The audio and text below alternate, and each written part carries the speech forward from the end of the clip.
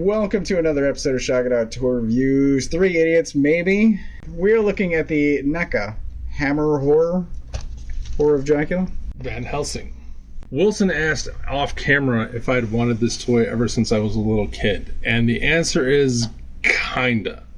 I never really wanted this toy until Francis Ford Coppola's Dracula came out, because that's when I went back and rewatched Horror of Dracula for the first time and really paid attention. And then I learned that, holy crap, this guy was awesome as Van Helsing.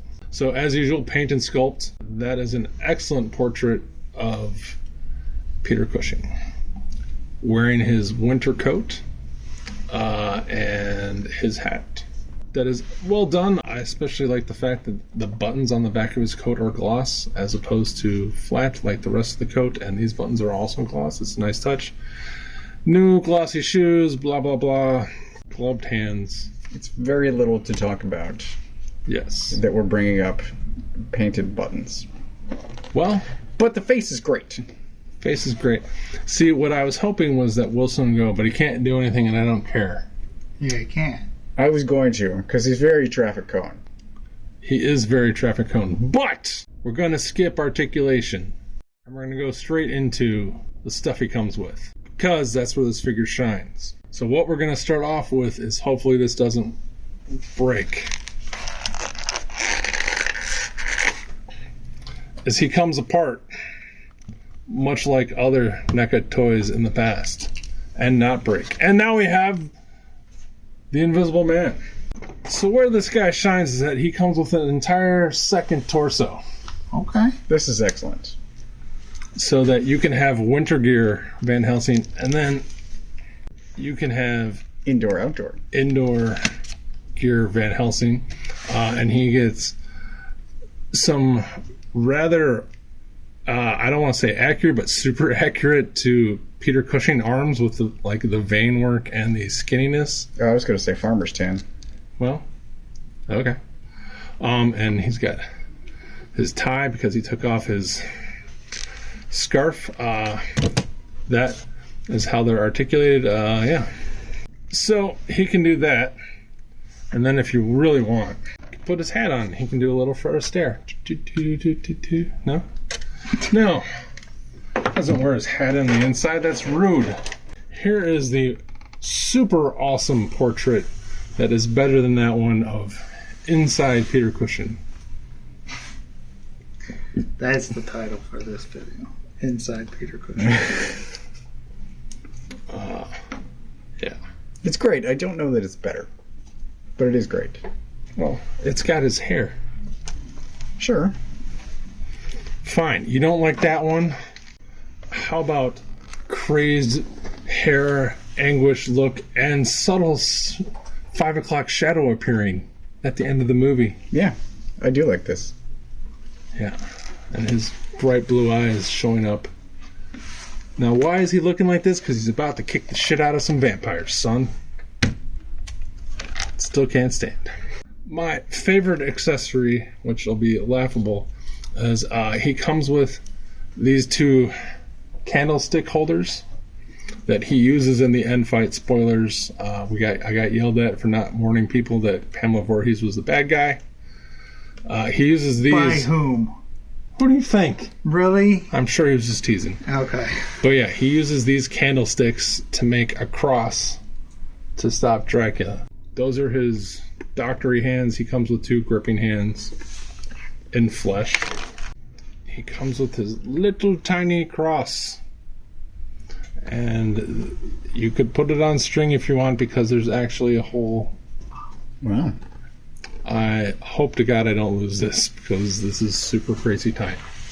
Yay!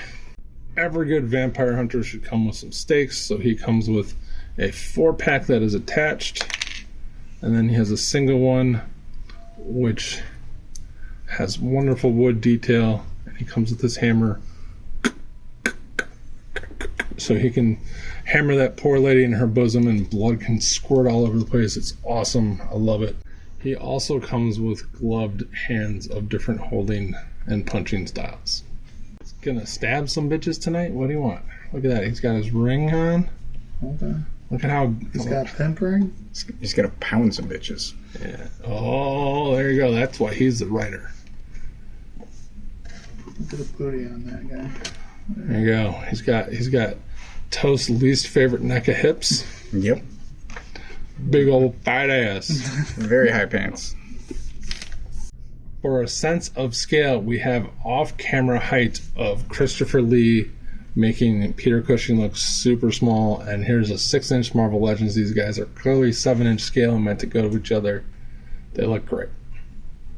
Is this height difference accurate? Yes. To either real life or to the movie?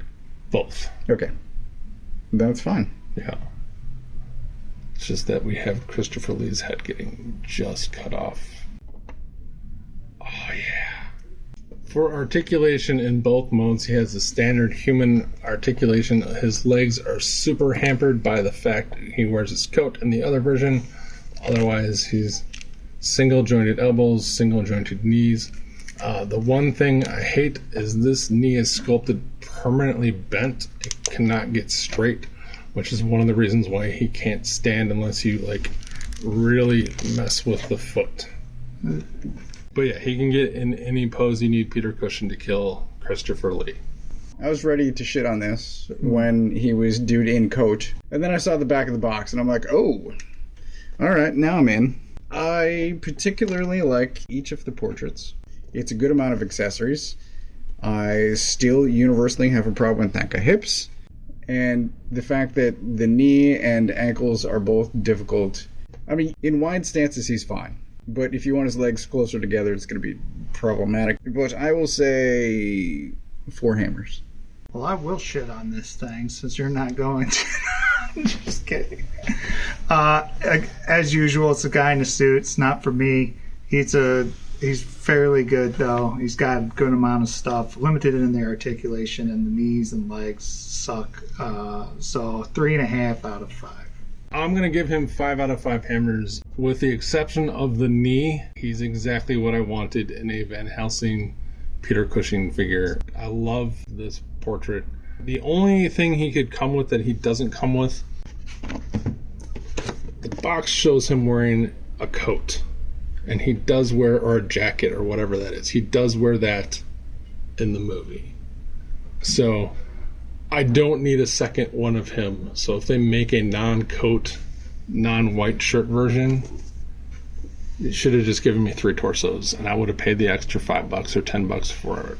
I will mention that this guy is cheaper somehow than other regular NECAs at the time of filming. So yeah, he's great, and I'm super happy. And now I'm done with Horror of Dracula unless they make some booby women.